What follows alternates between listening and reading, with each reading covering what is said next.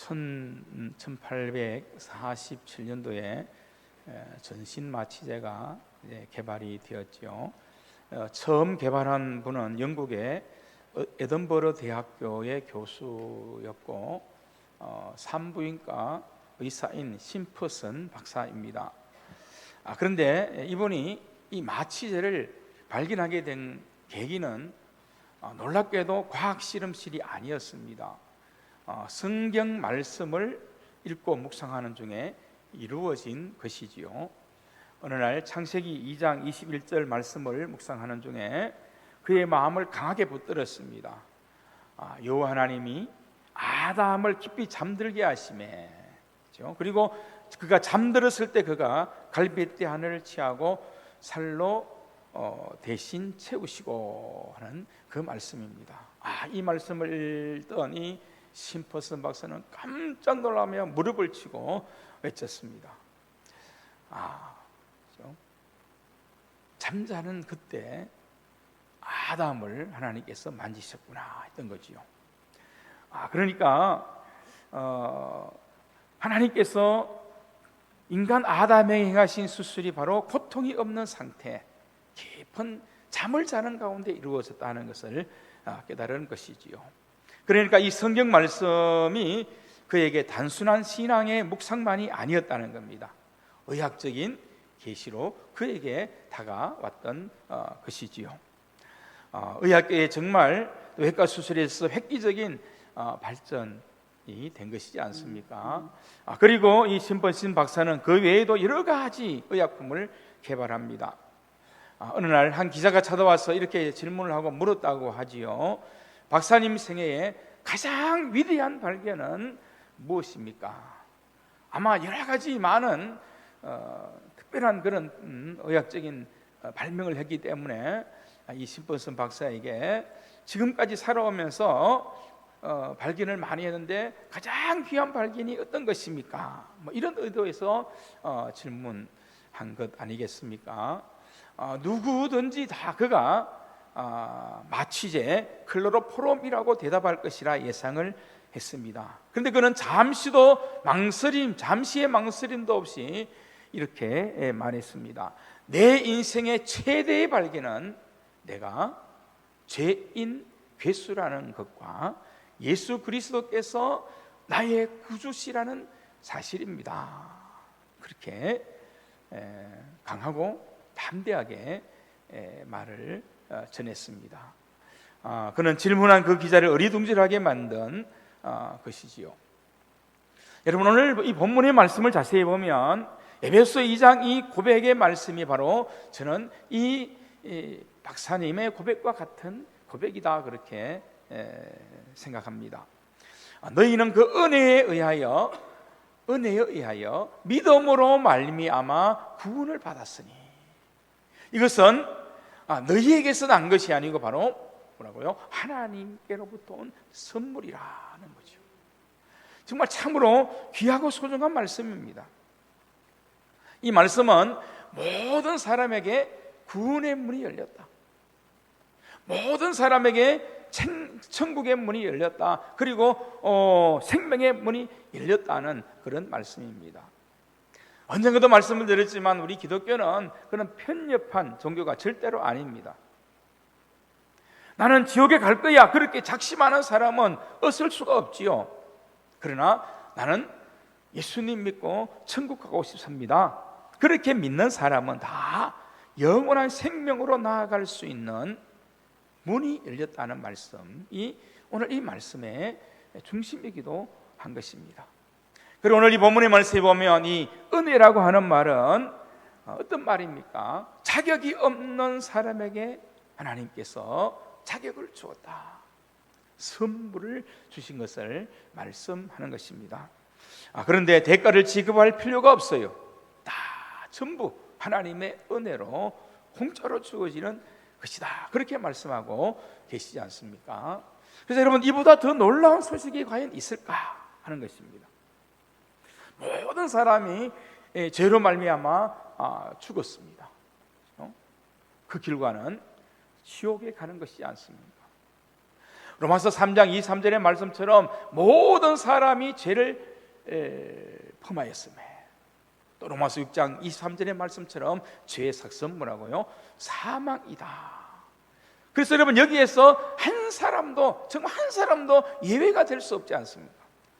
그런데 하나님께서 우리에게 가장 값비싼 은혜의 선물을 우리에게 주셨습니다. 자, 우리가 지은 모든 죄의 전부를 하나님의 독생자 예수 그리스도에게 다 지게 하셨던 것입니다. 자, 그래서 우리가 모든 죄에서 죄 사함을 받았습니다. 그리고 우리 안에는 성령님이 우리 안에 오셨습니다. 그리고 하나님의 자녀가 되었고 우리는 하나님의 나라 천국에 들어갈 자가 된 것입니다. 여러분, 정말 이것보다 더 큰 최고의 기쁨이 어디에 있겠습니까? 여러분, 성령의 역사 중에 가장 강력한 은혜, 기적, 뭐라고 생각합니까? 우리 흔히 성령의 은사, 또 성령의 은혜라고 하면 방언이나 예언과 같은 은사, 그런 것들을 생각하고 말할 수 있습니다. 또 어떤 사람은 병 고치는 그런 은사를, 그런 치유의 기적을 말할 수도 있습니다. 그리고 요란하게 보이는 그런 체험을 생각하기도 합니다. 그러나 여러분, 하나님의 말씀이니 성경에서 말씀하시는 가장 강력하고 놀라운 기적, 성령의 역사는 바로 십자가의 복음이 믿어지는 것이고, 부활의 예수님이 믿어지는 거죠. 저도 늘 고백되고 감사하는 것이 저는 진짜 이 부분입니다. 오늘 이 바울의 고백이기도 하고 시프슨 박사님의 그런 고백이기도 한데, 그런 고백이 늘 마음에 일어나는 것을 볼 수 있습니다. 정말 내가 예수님을 믿다는 것이 정말 값진 선물이고, 이것보다 더 귀한 그런 은혜가, 더 소중한 그런 선물이 어디 있을까? 이 말씀을 생각하면 정말 너무너무 감사하고 정말 하나님께 영광을 돌리는 마음이 일어나게 되는 것을 보게 됩니다. 정말 이것은 정말 놀라운 기적이고 은혜이지요. 자, 그러므로 우리에게 가장 중요한 성령의 역사가 무엇입니까? 바로 예수님과 십자가의 고난이 나를 위한 것이다 라고 고백되어져야 됩니다. 그리고 나는 진실로 죄인이다라는 것이 깨달아져야 됩니다. 하나님께서는 그런 나를 십자가로 사랑하시고 지금도 부활의 주님이 나와 함께 계신다. 여러분, 이것이 믿어지는 성령의 역사입니다.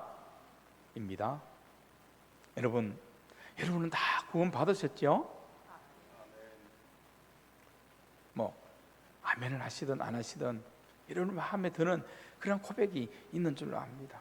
근데 여러분, 바로 그것이 여러분에게 가장 강력한 성령의 역사가, 성령의 임재함이 임했다는 확실한 증거입니다. 빼앗을 수 없는 것이고, 세상이 이것들을 어떻게 다르게 변질시킬 수도 없는, 그래서 이것이 우리에게 복음이고, 우리는 이 확신 속에서 구원을 노래하며 구원을 누리는 그리스도의 삶을 살아온 그런 그리스도인으로 기뻐하고 영광을 돌려야 되는 것이 우리 모두의 삶이 되는 것입니다.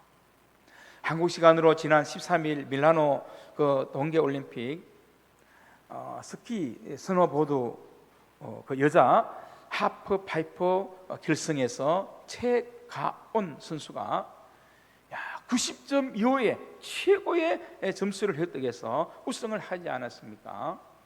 자, 동계올림픽 우리 한국에 제일 먼저 금메달을 안겨준 그런 선수이기도 하고, 또 스키에서는 정말 동계올림픽 최초로 금메달 주인공이 되었다, 그렇게 말하는 것을 보았습니다. 저는 이제 실제로 보지 못하고 나중에 좀 밤늦게 이렇게 방송을 봤는데요.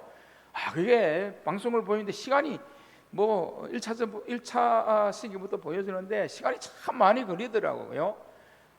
그래서 보긴 봐야 되는데 보다가 또 졸다가 또 눈 뜨니까 아직 1차, 또 눈 뜨고 또 좀 눈 뜨고 보다가 또 자다가 보니까 2차. 하여튼 방송에서 오래 끌어서 이렇게 보여주는데, 근데 보니까 자 1차에서도 10점 받았죠. 10점. 등수가 11입니다. 11이. 그리고 보니까 2차에서는 또 실수를 했더라고요. 그래서 실격 처리가 되었어요. 그리고 1차 때는 보니까 좀 부상을 입은 듯한 그런 모습을 보면서, 야, 저건 이제 희망이 없는 것 아닌가, 이런 생각이 들더라고요.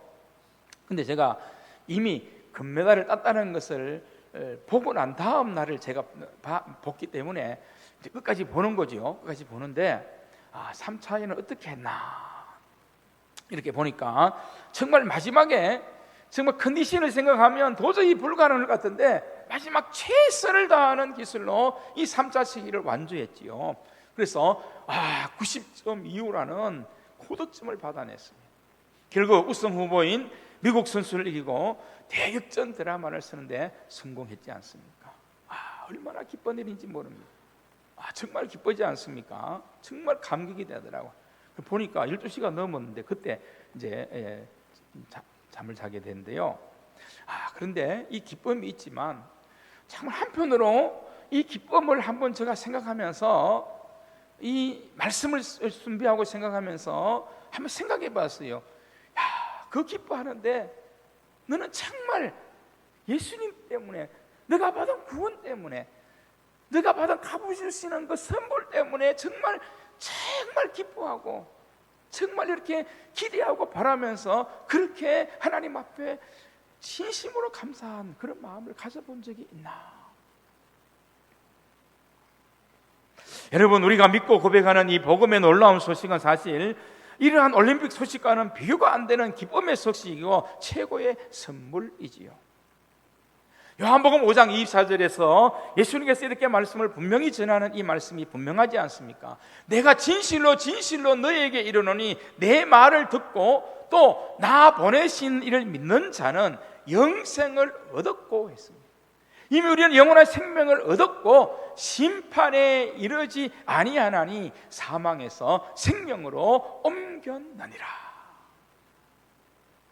여러분, 금은 보화가 소중할까요? 생명이 소중할까요? 아마 여러분 속으로는 그럴 거예요. 생명도 소중하고 거기에다가 금은 보화도 더하면 좋겠지, 이런 생각을 하시겠죠. 근데 둘 중에 하나를 선택하라면 금방 답이 나오지 않습니까? 생명입니다. 그러면 여러분, 우리가 정말 가장 큰 복이 뭐냐 할 때 물질의 복이나 건강의 복이나 세상의 성공의 복이 아니라는 거죠. 성경에서 우리에게 말씀하는 것은 가장 큰 은혜가 뭐냐, 가장 큰 복이 뭐냐 할 때 바로 죄사함의 은혜입니다. 그래서 여러분, 에베소 1장 7절에 이렇게 말씀합니다. 우리는 그리스도 예수 안에서 그의 은혜의 풍성함을 따라 풍성한 은혜 가운데서 그의 피로 말미암아 속량 곧 죄사함을 받았느니라. 사도 바울이 이 선언할 때 얼마나 기쁘고 얼마나 감격했는가를 저는 알 것 같아요. 여러분, 이제 우리가 우리의 삶이, 우리의 생애가 다 끝나고 우리가 하나님 앞에 서게 될 때, 그때 돈이 많았던 것, 세상에서 어떤 권력, 힘을 가졌던 것, 유명한 사람이 되었다는 그것이 무슨 의미가 있나요? 물론 우리가 하나님 앞에 섰을 때 재산이 얼마냐, 여러분 가진 것 따지면 사람마다 다르겠지요. 세상에서 얼마나 성공했느냐를 따지면 또 다르겠지요. 그런데 속죄함을 받은 은혜는 예수님을 믿기만 하면 모두가 다 누리는 것입니다. 여러분, 그러므로 하나님 앞에 서는 순간 오직 하나밖에 필요한 것이 없습니다. 바로 속죄함의 은혜입니다. 여러분, 우리가 그때 가면 다 알게 될 것입니다. 가장 큰 복이 뭔가요? 바로 속죄함의 은혜입니다. 그리고 또 한 가지 가장 놀라운 선물을 하나 드리려고 한다면 삼위일체 그 하나님이 속죄함 받은 우리들과 함께하는 그런 은혜를 주신, 그것이 또 중요합니다. 속죄함도 엄청난 큰 은혜의 복이고 선물이지요. 정말 복음이지요. 그런데 여러분, 이 속죄함의 은혜는 하나님께서 우리와 함께 하시는 삶을 살게 하시기 위하여 주시는 필요한 은혜인 것을 알 수 있습니다. 여러분, 진짜 중요한 선물은 삼위일체 하나님께서 우리가 예수님을 믿고 예수님을 나의 주로 고백하고 속죄함을 받았을 때 우리와 함께 하시는 그 은혜를 우리가 사는 것이지 않습니까? 죄인된 우리가 말이죠. 죄를 죽었던 우리가, 사망이었던 우리들에게 삼위일체 하나님, 특히 우리 주님 예수님이 우리와 함께 하신다, 성경에 말씀하시고, 또 성령을 보내주셔서 우리의 보혜사가 되어서 우리가 함께 하신다, 이렇게 말씀하시니 정말 얼마나 귀한 은혜인지 모릅니다. 그래서 예수님의 이름이 뭡니까? 임마누엘입니다. 우리와 함께 하신다. 이게 그냥 주어진 이름이 결코 여러분 아니라는 것을 분명히 아셔야 됩니다. 저와 여러분이 예수님을 믿고 예수님으로 살면은 여러분이 인식하든 하지 않든, 물론 인식하면 더 귀한 은혜고 더 깊이 깨달아진 은혜로 나아갈 수 있지만, 분명한 것은 바로 우리와 함께 하시는 그 하나님, 임마누엘의 하나님을 분명히 우리는 경험하게 될 수밖에 없다는 이 은혜라는 거죠. 요한복음 15장의 말씀에 보면은 예수님께서 이제 포도나무와 비유 가지에 대해서 말씀을 하셨지 않습니까? 요한복음 15장 2절의 말씀에 보면은 이렇게 말씀하지요. 물론 내게 붙어 있어 열매를 맺지 아니하는 가지는 아버지께서 그것을 제거해 버리신다. 좀 엄하게 말씀하셨습니다. 그러나 물론 열매를 맺는 가지는 더 열매를 맺게 하여 그것을 깨끗하게 하시느니라, 이렇게 말씀합니다. 이것은 정말 신비한 그런 은혜의 말씀입니다. 인간의 지식으로는 알 수 없는 거죠. 주님이 내 안에, 내가 주님 안에. 저와 여러분 심령 안에 주님 예수님 계시고 성령님 함께 하심을 믿으시기를 주의 이름으로 축복합니다. 그래서 여러분, 요한복음 15장 5절에 이렇게 말씀하지 않습니까? 나는 포도나무에 너희는 가지라. 그가 내 안에, 내가 그 안에 있으면 그하면 이 사람은 열매를 많이 맺나니 나를 떠나서는 너희가 아무것도 할 수 없나니라. 그래서 여러분, 우리가 진짜 받아야 할 은혜, 누려야 될 은혜는 삼위일체 하나님이 나와 함께 계시는 은혜임을 이미 분명하다는 사실입니다. 그러므로 성도된 우리들은요, 우리가 함께 하시는 삼위일체 하나님을 항상 고백하고 믿어야 하는 거예요. 우리 안에 오셔서 우리와 함께 하시는 이 은혜를 우리가 진심으로 구하고 누려야 하는 것입니다. 하나님의 그 은혜를 고백할 때마다, 또 십자가의 은혜를 깊이 묵상하고 주님 앞으로 나아갈 때마다 성령님께서 저에게 주시는 말씀이 뭐냐, 귀를 들으면 이렇게 말씀합니다. 광목사야, 하나님의 은혜를 누리는 삶을 살아라. 이 음성과 이 말씀을 주실 때가 참 많이 있습니다. 그렇죠? 하나님께서, 성령님께서를 볼 때 안타까운 모습이 있었던가 봐요. 그렇죠? 여러 가지 일들도 있고 환경도 있으니까, 인간인지라 그런 마음이 들 수도 있으니까 매일 우리 그때마다 깨닫게 하시는 것이 하나님의 선물인 이 은혜를 누리는 것이 진정한 복음의 삶이다. 제가 그래서 이 은혜의 삶, 이 복음의 삶을 누리는 삶이 어떤 것인가 성령님께 구하고 지혜를 얻고 그렇게 은혜의 삶을 누리려고 하니까 정말 자유함이 있더라고요. 물질로부터의 자유, 세상의 어떤 매여지는 죄에서부터 주시는 참된 해방감, 이런 것들이 막 안에서, 심령 안에서 막 기쁨으로 감사로 넘치는 것들을 참 많이 경험합니다. 바로 이것이구나.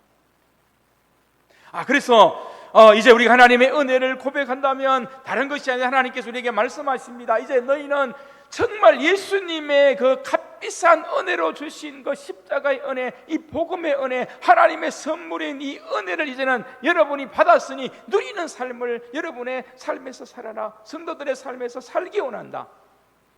어떻게 보면 이것이 진짜 아버지의 마음 아닐까요?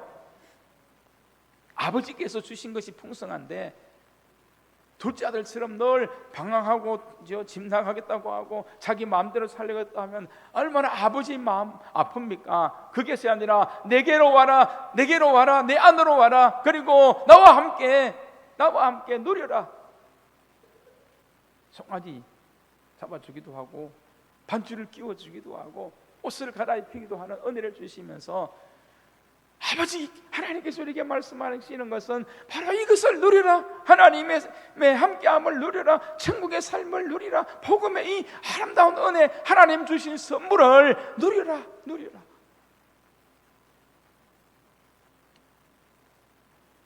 여러분, 우리가 이 은혜, 놀라운 은혜의 선물, 복음을 주셨는데, 예수님을 주셨는데 우리가 이전 것에 매이고 죄에 매이고 율법에 매여 누리지 못하는 삶을 살면 안 되지 않습니까?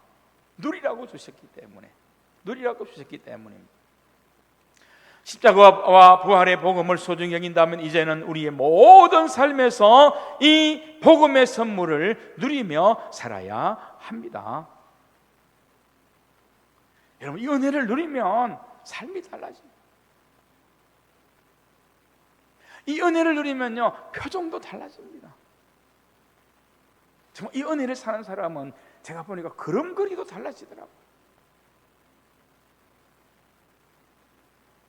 돈을 벌고 먹고 마시는 목표도 달라지죠. 사는 모든 중심이 분명히 달라지는 것입니다. 자, 그리고 어떻게 보면 우리가 더 큰 은혜를 누리기를 원한다면 이 말씀을 좀 여러분이 기억했으면 좋겠어요. 올 한 해뿐만 아니라 남은 여러분의 삶에 좀 기억했으면 좋겠습니다. 정말 우리가 더 큰 은혜를 누리기를 원한다면 세상에서 누리는 어떤 복보다도 하나님의 은혜를 더욱 사모하고 더욱 구해야 됩니다. 구약 성경을 보면 두 사람 딱 보면 답이 나오지 않습니까? 다윗의 아들 솔로몬 왕, 그는 세상의 복으로는 정말로 비교할 수 없는 그런 넘치는 삶을 살았지요.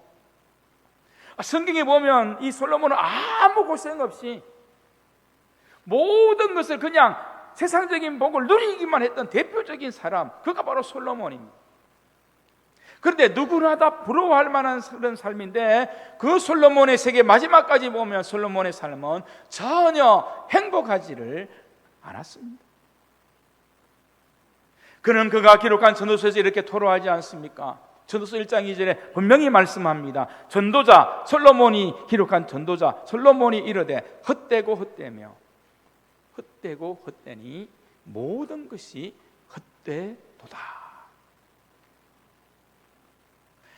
우리가 잘 아는 다윗, 은혜의 사람이지 않습니까? 다윗은 참 이 솔로몬에 비하면 말할 수 없는 고난과 고통스러운 삶을 살았다고 할 수 있습니다. 고난이 얼마나 많았습니까?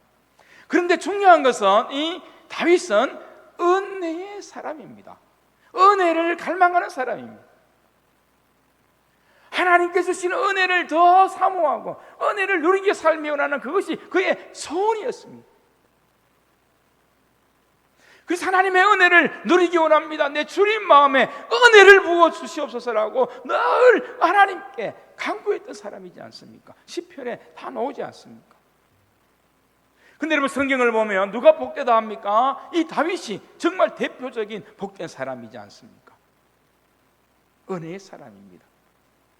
그 이유는요, 솔로몬에게는 세상의 축복이 전부였다면 다윗에게는 하나님의 은혜가 전부였기 때문입니다.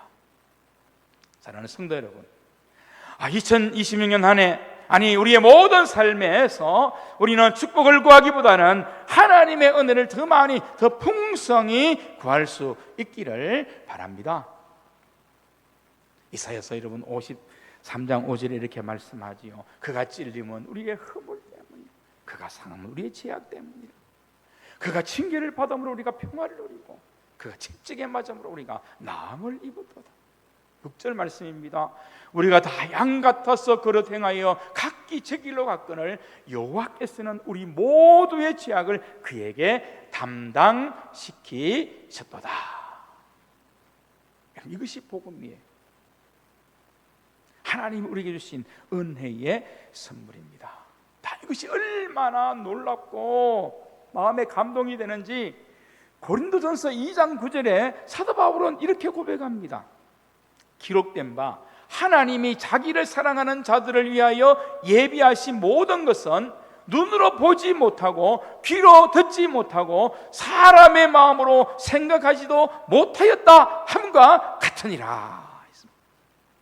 사도 바울이 하나님의 은혜를 깨닫고 이 놀라운 은혜 가운데, 이 하나님의 선물 가운데 감동이 되어서 그가 최고의 자랑, 최고의 선물, 최고의 기적이 이 은혜라는 것을 고백하지 않습니까? 그런데 이 은혜를 깨닫고 보니까 이것은 하나님이 행하신 이 일은 사람들에게 지금까지 한 번도 사람들에게는 사람의 인간의 눈으로 본 적이 없는 은혜고 들어본 적도 없는 은혜고 생각해 본 적도 없는 은혜라는 것을 사도 바울이 고백하는 것 아닙니까? 무엇을 말하는 겁니까? 정말 최고의 선물이다, 믿기 어려운 선물이다, 이런 고백이지 않습니까? 여러분, 사도 바울은 정말 인간적으로 보면 많은 것을 품었고 많은 것을 가졌고 욕심도 대단하고 자기 의도 대단한, 저도 한번 말씀드렸습니다, 그런 사람입니다. 그런데 은혜, 십자가의 은혜, 예수님 은혜를 깊이 깨닫고 나니까 지금까지 볼 수도 없었고 또 들을 수도 없었고 생각할 수도 없는 그런 은혜가 하나님의 은혜다, 하나님의 은혜다.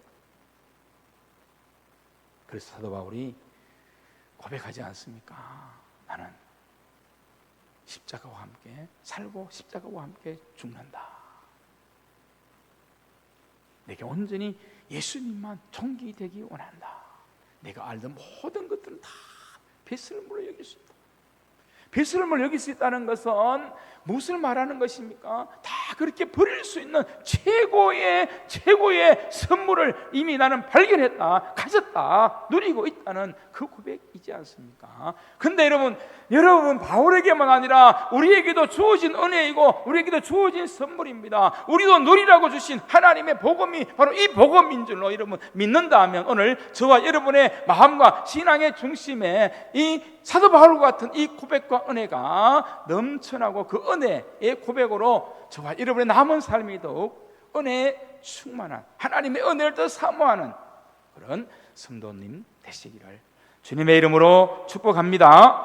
여러분, 안타까운 것은 정말 어떻게 보면 이 놀라운 선물을 주셨는데 정말 어떻게 올림픽이나 월드컵이나 이런 기쁨과는 사실 비교가 될 수 없는 거지요. 근데 많은 사람들이 올림픽이나 월드컵이나 이런 승리의 소식 때문에 밤잠을 설쳐도 오늘 본문 에베소 2장 8절 말씀에 대해서는 무덤덤한 사람들이 많다는 사실입니다. 에베소 2장 8절에 이 복음의 말씀이 있는지도 모르는 사람도 많습니다. 어째서 그런 것일까요? 하나님의 은혜를 따라 살지 않기 때문인 것입니다. 그 은혜를 구하며 사모하며 깊은 은혜의 세계를 누리려 하지 않기 때문입니다. 이제 바뀌어져야 됩니다. 이제 달라져야 됩니다. 많은 사람들이 자신의 죄인됨과 죄의 삭시 사망임을 모르기 때문이기도 합니다. 영생이 있다는 것과 영원한 천국, 지옥이 있다는 사실에 대해서 확실하게 믿지 않기 때문에 그렇기도 한 것이지 않습니까? 자, 이것을 모르면 이 엄청난 복이 축복이 아닌 것이 되는 것이지요. 이 귀한 선물이 선물로 그렇게 보이지 않게 되는 거예요. 얼마나 안타까웠고 어떻게 보면 마귀가 우리를 속이는 것인가 깨달았어야 됩니다. 알았어야 됩니다. 불치병에 걸린 사람이 있는데 자기가 불치병에 걸린 줄 몰라요. 자, 그런 사람에게는 그 병을 고치는 특효약을 개발했다고 뉴스가 나오고도 그냥 무감각하고 무덤덤할 수밖에 없지 않습니까? 그러나 자기가 불치병 걸려서 죽어가고 있다는 것을 아는 사람은 그 병을 고치는 특효약이 개발됐다는 소식을 들으면 어떨까요? 펄쩍펄쩍 뛰면서 기뻐하고 좋아하지 않겠습니까? 이것이 복음의 선물을 받은 우리의 마음이고 우리의 신앙의 고백이 되어야 한다는 것입니다. 오늘도 많은 사람이 영생도 모르고 죄와 사망과 천국과 지옥도 모르니 하나님께서 허락하신 이 엄청나고 귀한 선물에 대해서 많은 사람들이 그저 널떠러하게 그렇게 반응하는 것이지 않습니다.